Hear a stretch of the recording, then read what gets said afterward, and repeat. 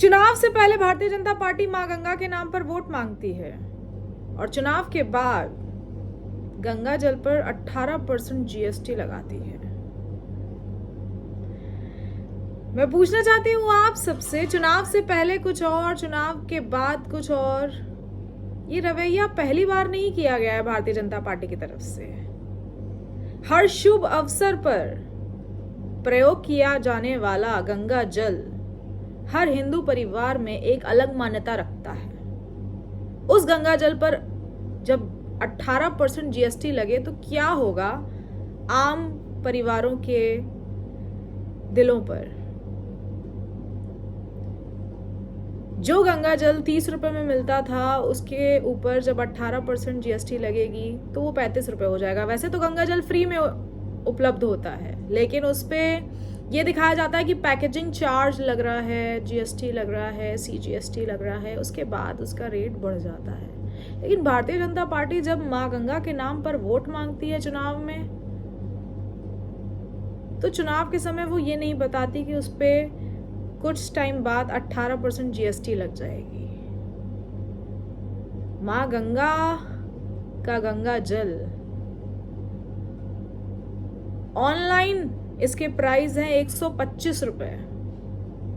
अगर आप online order करते हैं तो 125 रुपए से भी ज्यादा देने पड़ते हैं, कई बार शिपिंग चार्ज लेके और ज्यादा हो जाता है अमाउंट।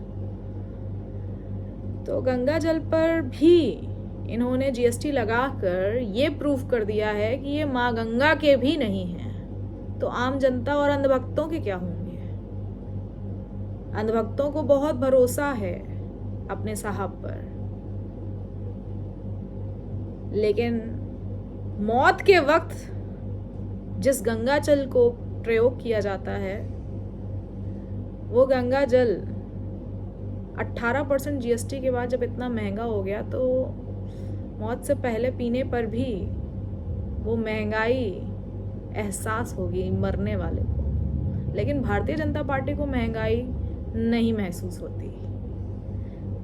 वो पाकिस्तान की महंगाई की बात करते हैं, वो इजराइल की महंगाई की बात करते हैं, वो नेपाल की महंगाई की बात करते हैं, वो अफगानिस्तान की महंगाई की बात करते हैं, लेकिन हमारे देश भारत में महंगाई बिल्कुल भी नहीं है।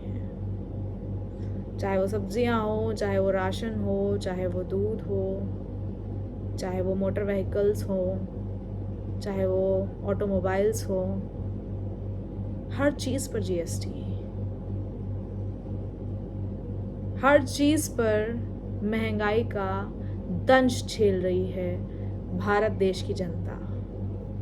लेकिन चुनाव से पहले मां गंगा ने मुझे बुलाया है और चुनाव के बाद गंगा जल की कीमतों में भी इतना बड़ा उछाल। हर चीज पे तो जीएसटी लगाई ही दी थी,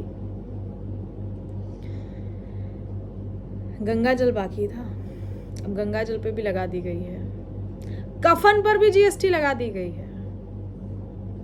मौत के बाद जो कफन यूज किया जाता है ना, उस पर भी जीएसटी लग चुकी है। क्या बाकी है?